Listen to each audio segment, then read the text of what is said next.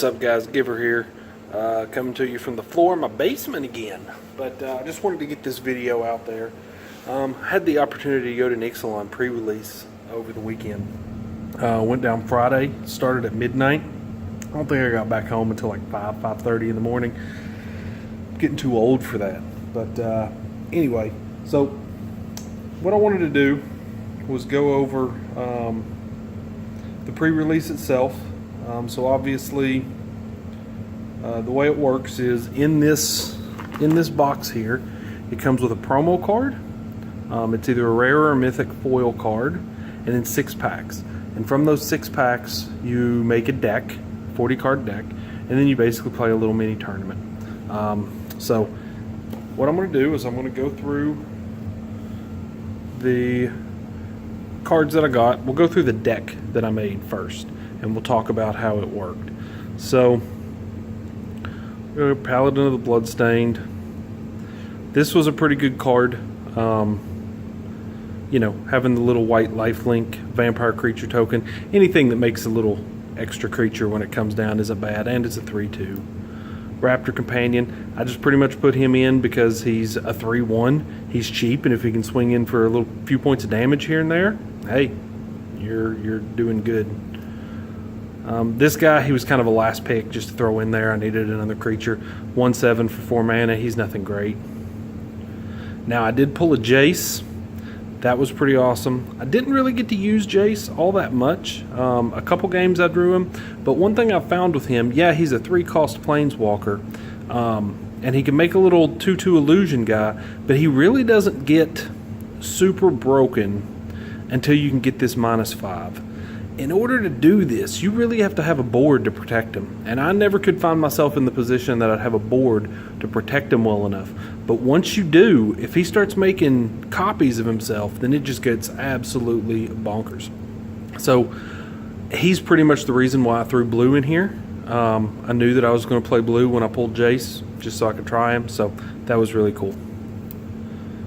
3/4 flying. As you'll see, this deck, I kind of just went with flying guys.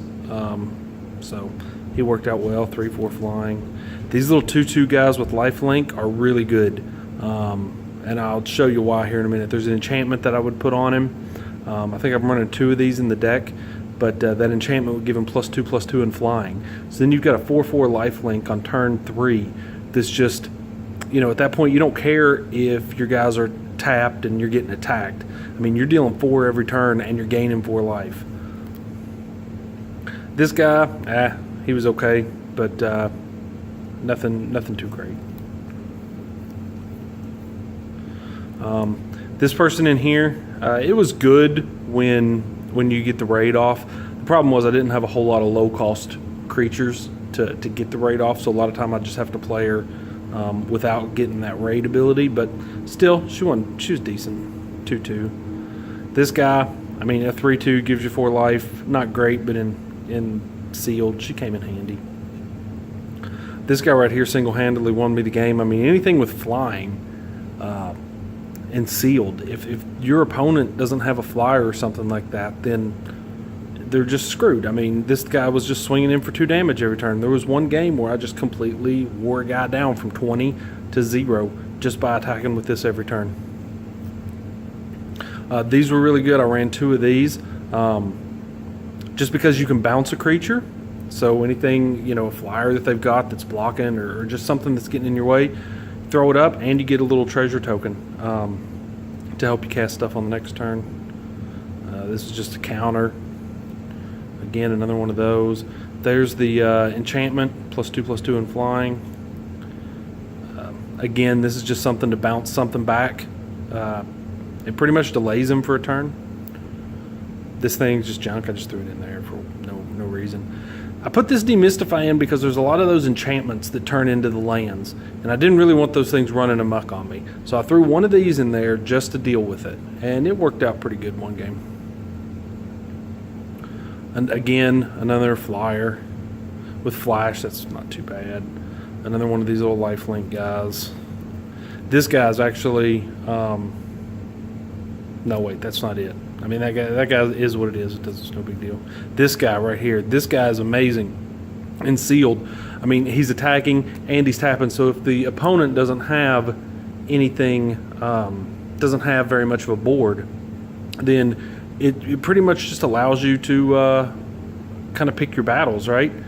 There was a couple games where the opponent was just having a hard time getting creatures down, and I was bouncing creatures back to their hand, and then with this thing, one of the creatures I just didn't have to worry about because I just tapped him every turn. I got a foil Bishop of Rebirth. I was running quite a few 3 less converted mana cost guys, so when this thing attacked, it has vigilance, and when it was attacking, it was bringing things back. There's a little gnat. It was kind of disappointing because I pulled this foil rare, and look how miscut that is. Thing is miscut all to hell. Look at that. But throw some sleeves on there, no big deal.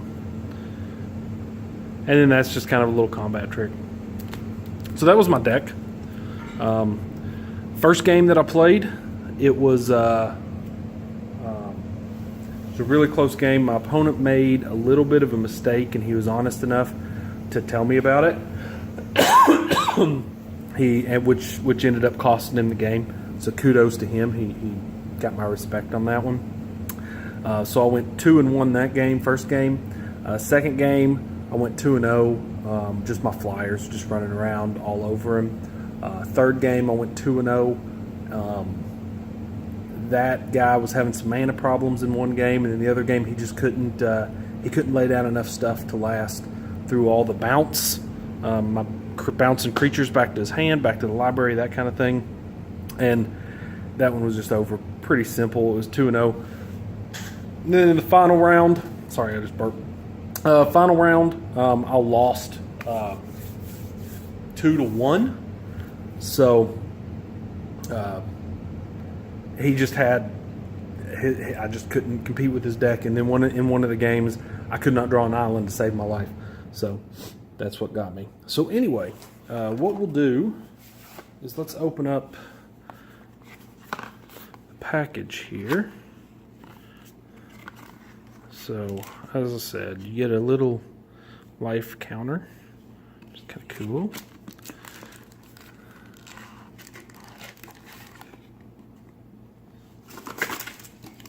I bought some sleeves while I was down there. These were my lands. I got me a foil land. That was kind of cool. And we will go through the other cards that I did not use. So my promo card was this land.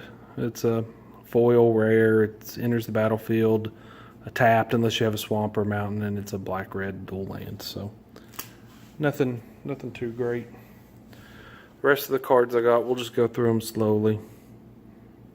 Rummaging Goblin, another Rummaging Goblin. Nest Robber. Never saw anybody using that. Oh, come on.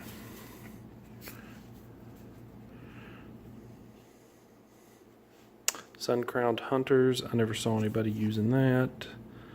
Never saw anybody using that. Didn't see anybody using that.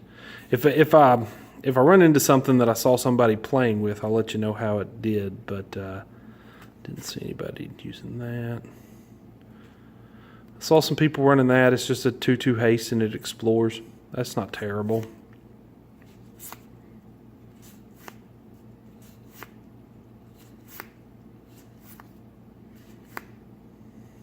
Repeating Barrage, that's kind of cool. It deals 3 damage and then it comes back. It's just a little expensive. Getting into the black.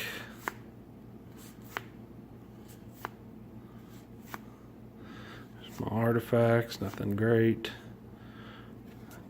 2 little lands, nothing great. You know, I'm not going to sit here and read through all the cards just because, you know. Vraska's Contempt, that was pretty good. Exile target creature, planeswalker, that's it. Gain 2 life. That's not too bad.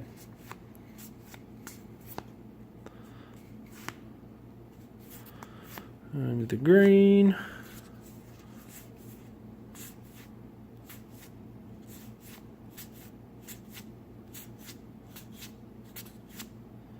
God, this gnat is killing me. Oh. Now, I did pull this. This is like the second most expensive card in the set.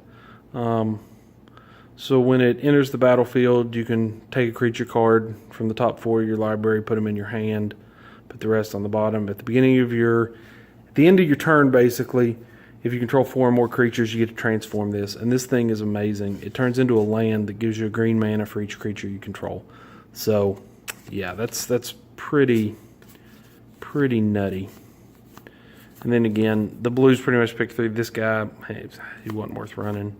And then the white, you know, that's what I made my deck out of, so you're not going to find a whole lot in there.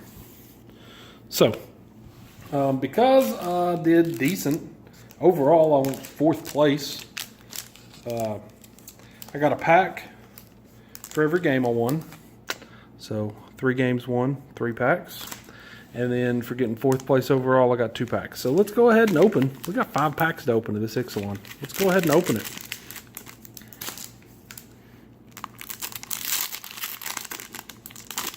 Been waiting all weekend to open these.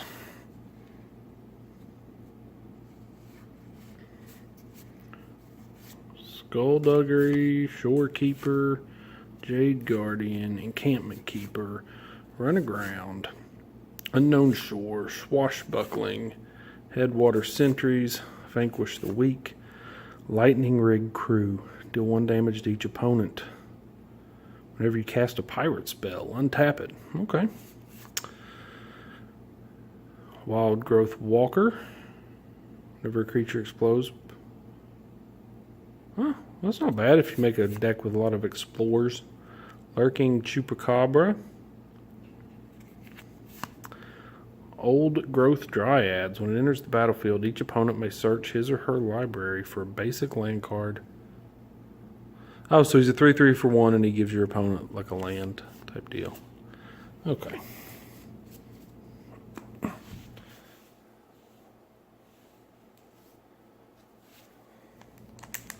These gnats, man, driving me crazy. It's that time of the year. Hell's Knight, Looming Allosaur, Queen's Agent, Brazen Buccaneers, Pirate's Prize, Spiketail Ceratops. Opt.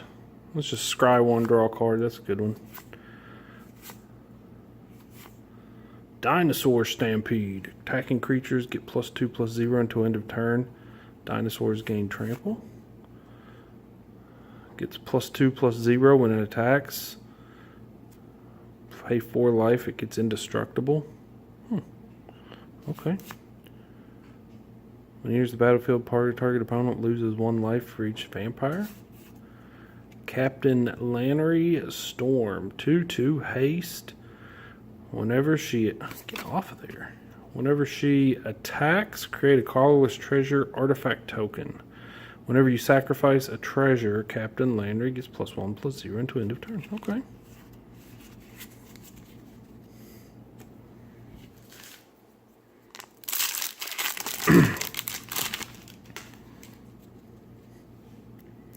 Pterodon Knight, Queen Bay Soldier, Rummaging Goblin, Bishop Soldier, Shorekeeper, Jade Guardian, Paladin again, Gilded Sentinel again, Thrash of Raptors, Crushing Canopy, Vine Shaper Mystic, Merfolk card, Flying, tap 3, untapped vampires you control, return it from your graveyard to your hand. Okay. Kind of expensive. Stormfleet Spy, okay. Whoa. Registar Alpha. Other dinosaurs you control have haste. When he enters the battlefield, create a 3/3 dinosaur creature token with trample. Ah, thing's mean.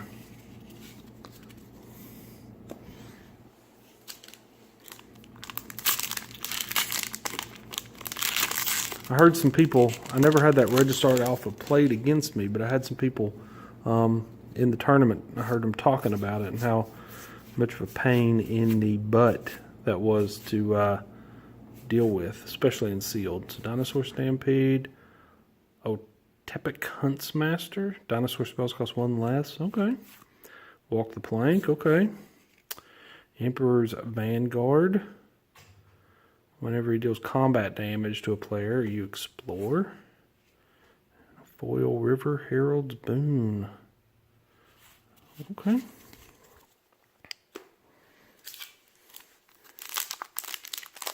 So nothing too spectacular out of these prize packs, but they were the right price. Deep Root Waters, Stormfleet Spy, Drover of the Mighty, Maverin Finn Dusk Apostle. Whenever one or more non-token vampires you control attack, create a 1/1 white vampire creature with lifelink. Okay. Okay. So not terrible. So anyway, guys, Ixalan, it's a lot of fun. What you'll find is that if you're playing it, especially in like a draft or sealed, life gain is real, guys. If you're playing against white, all those vampires, they're gaining life like crazy. Also, pirates are super aggressive. It's kind of hard to deal with the pirates. If you can stabilize against them, it's not that bad. But early game, man, those pirates are doing all kinds of crazy stuff. And then the dinosaurs are kind of more late game. So to me, it seems like you got your pirates that are kind of like early game, aggro style. You've got your dinosaurs. It's more of kind of a ramp, just beat down deck. And then you've got kind of like your vampires and merfolk and stuff like that are, the merfolk kind of it's more like tricky, I guess, but I didn't really see a whole lot of people playing merfolk. But vampires, man, they gain a crap ton of life. It is ridiculous how much life they can gain in those vampire decks. Now, who knows what will happen with actual constructed decks, that kind of thing. But in sealed,